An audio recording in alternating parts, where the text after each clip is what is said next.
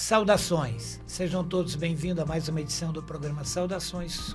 Vou registrar assim comigo Moreira Serra e muito obrigado a todos. Registrando as nossas homenagens ao nosso público, espectador e também, e sobretudo, ao público da Band, da TV Band, nos dias em que o programa passa e também é repetido.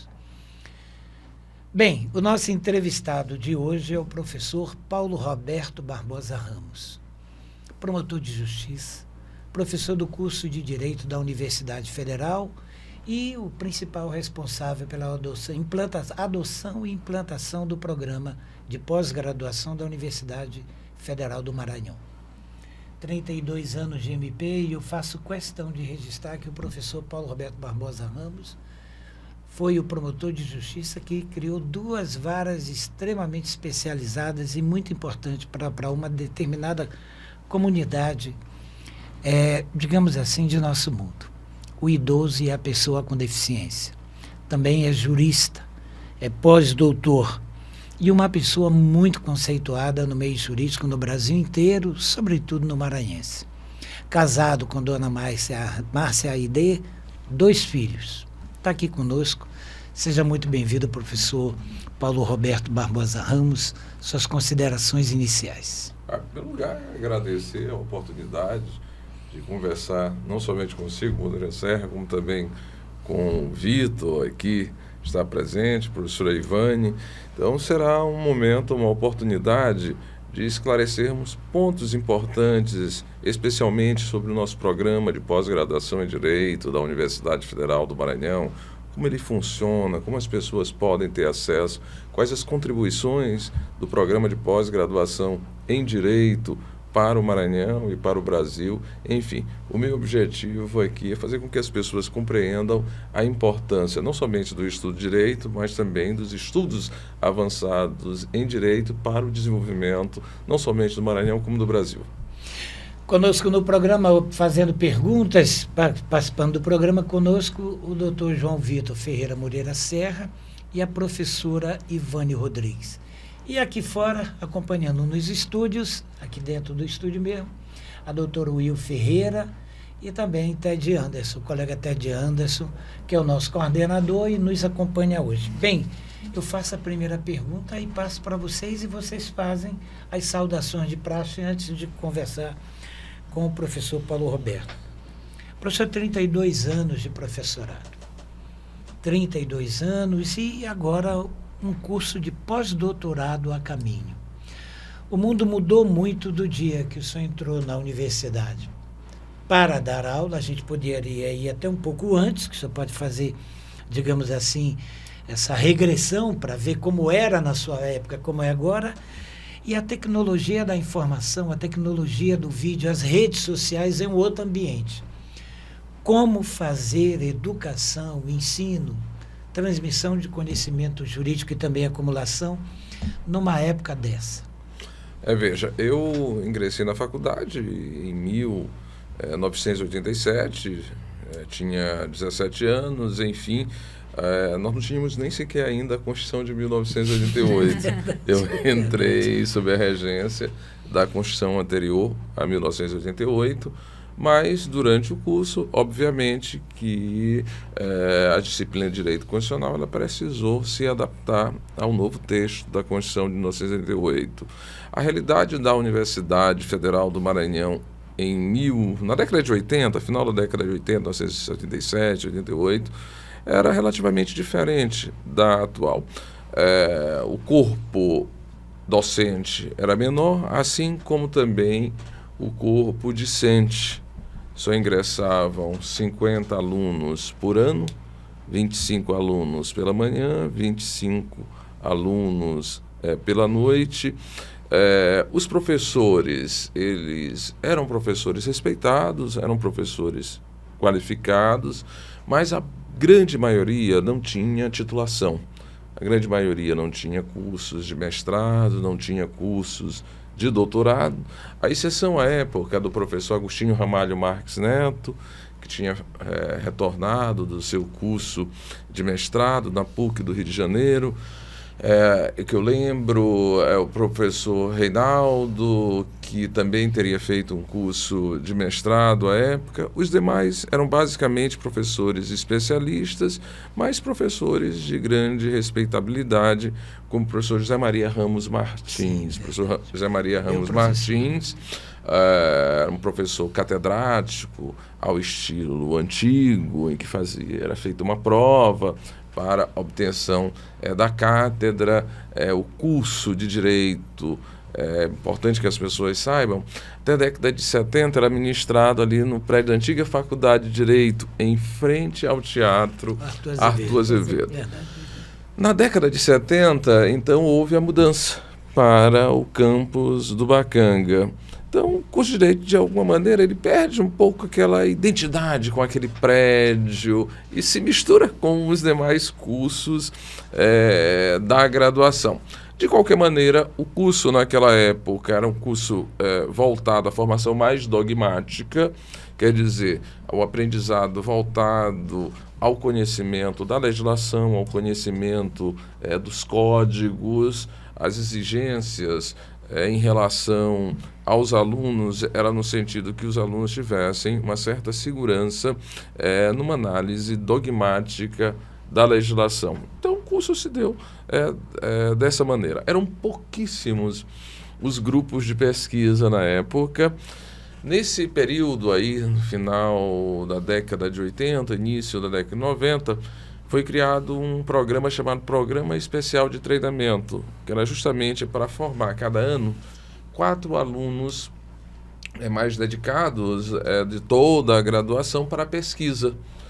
Então, o PET ele teve um papel importante à época e foi dirigido pelo professor Agostinho Ramalho Marques Neto para engajar os alunos comprometidos com conhecimentos mais avançados, leituras principalmente da filosofia francesa, de autores alemães, enfim, isso talvez durante todo o curso de Direito tenha sido o elemento que mais tinha marcado a minha vida acadêmica, que eu passei a conviver não somente com mais frequência com o professor Agostinho, como também com outros colegas mais dedicados à pesquisa.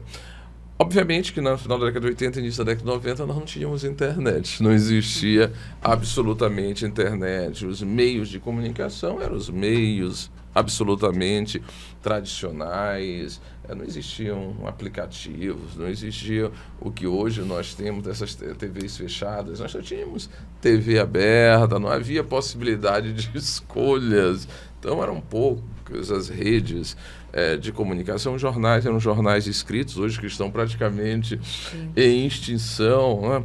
Mas era aquela geração é uma geração que se dedicava um pouco mais aos estudos, talvez por ter menos acesso ao que hoje os jovens têm em termos de veículos ou mecanismos de comunicação por meio das mídias digitais. Então, você tinha de se dedicar realmente aos livros físicos, ir até a biblioteca, ler aqueles livros, e o acesso a livros no Maranhão não era algo tão simples assim. Nós não estávamos num grande centro, não tínhamos acesso às publicações mais recentes de outros países, por exemplo. Quem mais se dedicava ao estudo buscava importar esses livros por meio de um livreiro em São Paulo, de uma livraria chamada Lael. Então, ela ficava ali junto à USP, e quem mais se interessava comprava esses livros importados para ter conhecimento das teorias que estavam sendo discutidas aí pelo mundo. Então, o nosso curso, nesse período, nesse momento histórico, final da década de 80 e uma parte aí da década de 90, não se beneficiou, obviamente, da tecnologia. As aulas eram aulas tradicionais. O que se diz, você utiliza a sua própria voz, a sua argumentação, o seu discurso e o giz. Era o que a universidade ela oferecia por meio dos seus professores. Por sorte, nós tivemos, eu já falei aqui o exemplo do professor José Maria Ramos Martins, do professor Agostinho, tivemos professores importantes, relevantes, que são reconhecidos no Brasil todo. O professor José Maria Ramos Martins morreu há alguns anos, mas foi um personagem da nossa faculdade, citado por Ponte de Miranda, por exemplo. Então, era um professor que tinha uma capacidade e um poder de influência, uma oratória, foi reitor da universidade, enfim, uma pessoa importante. Da mesma maneira, o professor Agostinho. Então, esses professores efetivamente marcaram a minha trajetória. Outros professores podem ter marcado a trajetória de outros alunos a partir do interesse de cada aluno, né? Porque cada um constrói a sua história a partir dos seus próprios interesses. Mas esse era o estilo, era a modalidade de acesso ao conhecimento que tínhamos. Os ensinamentos dos mestres e o acesso às bibliotecas físicas. É claro que essas transformações pelas quais nós estamos passando muito mais recentemente são transformações bastante aceleradas, né? Elas possuem um nível de avanço geométrico. Então vejam que no início, por exemplo, também da minha atividade como promotor de justiça, isso já em 1992, as minhas peças eram feitas naquela máquina de escrever absolutamente tradicional com carbono. E nós não tínhamos secretários, assistentes, nada. Errando uma peça, tínhamos de começar tudo novamente, porque eu odiava coisas manchadas, erros, não tinha como corrigir, começar. Era um trabalho absolutamente hercúleo. Aí você pode dizer, hoje o número de processos é maior que no passado. Não necessariamente assim, porque a própria Constituição de 1988, ela já motivou um aumento da demanda por parte da população, na medida em que ela criou um leque imenso de direitos e as pessoas passaram a demandar do Poder Judiciário. Então, a vida, não somente do aluno, era mais difícil, era mais complicada. A vida do operador do direito, do juiz, do promotor, do advogado, do defensor, enfim. E a defensoria não existia. É verdade. A defensoria também não existiu. Era o defensor lidativo, enfim. A vida era muito mais complicada. O acesso a determinadas literaturas, a determinados acórdãos, era algo absolutamente complicado. Como é que o Supremo decidia alguma coisa, ou os tribunais regionais, ou eventualmente o Tribunal de Justiça, para ter acesso a uma decisão do órgão de cúpula, do órgão colegiado, não era algo também simples, não. Então, exigia do profissional uma capacidade mais acentuada de argumentação, de interpretação e de criatividade para que as decisões, ao final, por meio de uma sentença do juiz, fosse uma decisão a mais acertada. Hoje, não. Isso é muito diferente, não é? Porque qualquer jovem, hoje, 3, 4 anos, tem acesso a um leque de conhecimentos, que é um leque de conhecimentos absolutamente global, independentemente de saber falar outras línguas, há os tradutores por meio dos sistemas de tecnologias que permitem um rápido acesso a essas informações. O fato de hoje as pessoas terem acesso muito rápido a um número infinito de informações acaba criando também problemas bastante densos e significativos para as pessoas, porque elas acabam se perdendo diante desse excesso que está sendo oferecido a elas. Não é fácil selecionar se as pessoas elas não têm maturidade. Se, por um lado, no passado era muito difícil ter acesso a determinadas informações pela inexistência dessa tecnologia, pela inexistência de mídia, de redes sociais, enfim, desse acesso fácil à informação, hoje, em razão do acesso fácil à informação, a grande dificuldade está na seletividade. É difícil encontrar a informação correta diante de tanta informação. Então, hoje, eu penso que a maior dificuldade de um estudante, principalmente de um estudante, ou mesmo de um professor, ou de um profissional do direito, é saber buscar a informação. Porque a informação está disponível, mas ela está disponível de maneira difusa. Ela não está perfeitamente catalogada, não está perfeitamente organizada. E cada situação vai exigir, obviamente, uma análise acurada, correta, para verificar se aquilo que você está pesquisando ou tem acesso se enquadra adequadamente àquilo que você quer realmente aproveitar para tomar uma posição, uma decisão, elaborar um parecer, enfim, ou ministrar uma aula, uma conferência. Hoje qualquer um tem acesso a todas as teorias que são produzidas no mundo, desde o Canadá, a Alemanha, o que é produzido na China. Vamos imaginar em termos de direito comparado. Como é que um professor não tem a capacidade de selecionar adequadamente essas informações, vai transmitir um conhecimento útil aos seus alunos? Então, ele precisa saber escolher, precisa saber selecionar, precisa estabelecer um crivo diante desse excesso de informações. Então, nós vivemos num mundo que, apesar das grandes facilidades tecnológicas, hoje qualquer um tem acesso a um aparelhinho desse, pode não ser o mais sofisticado, mas, de qualquer maneira, o aparelho permite o acesso à rede mundial de computadores e aos aplicativos que podem levar as informações, sejam as informações mais úteis como as mais inúteis ou mais perigosas, não é?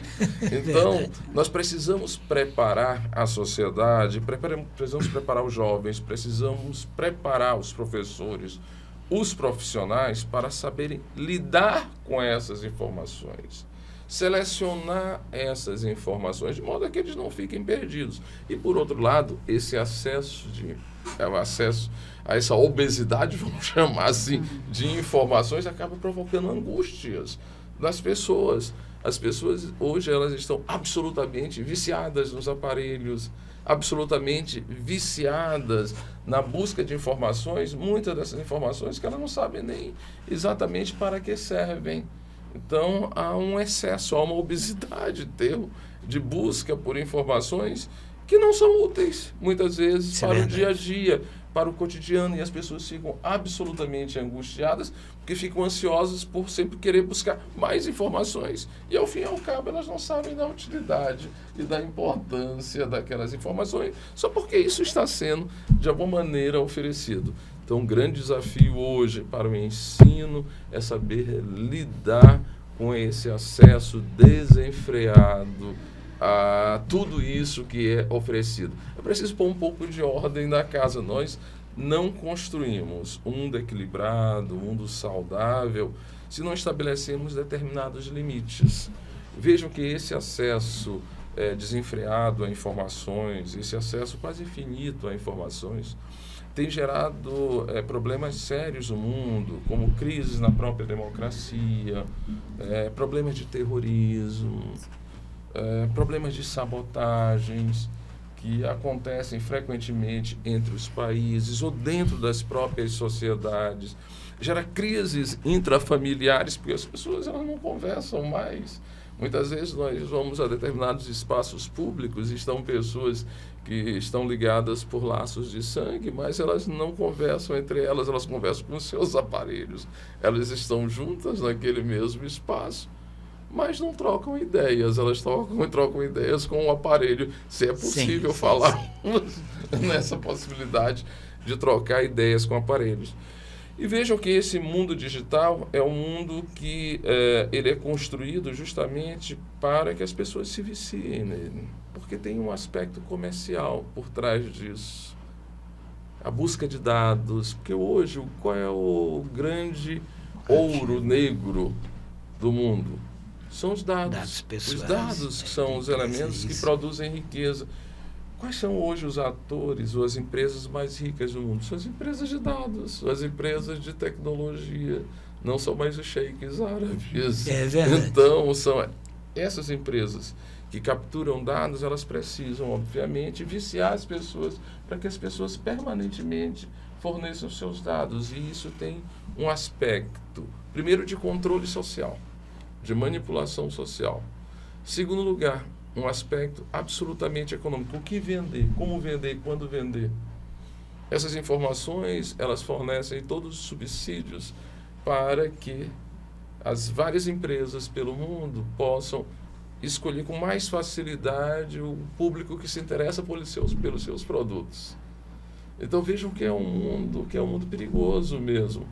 E, ao mesmo tempo, nós estimulamos uma indústria muito potente, que é a própria indústria farmacêutica. Com tantas pessoas doentes, os remédios precisarão ser produzidos e comprados, obviamente, para que essas pessoas sintam pelo menos algum momento de alívio diante de suas crises, dos seus problemas, das suas dores, muitas delas provocadas pelo vício tecnológico.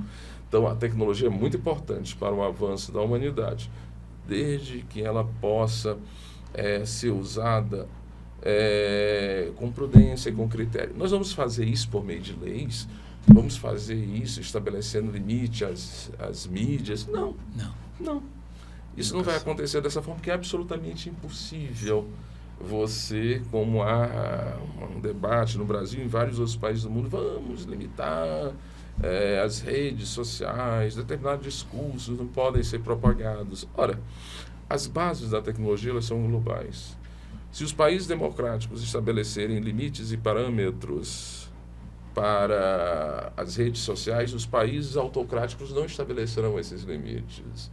E se as bases estiverem nos países autocráticos, imediatamente elas invadirão os países democráticos e sabotarão também os países democráticos. Então, é uma luta inglória nessa perspectiva. Então, nós precisamos ensinar, educar, compreender o que está se passando no mundo tecnológico hoje para que as coisas possam ter uma outra perspectiva.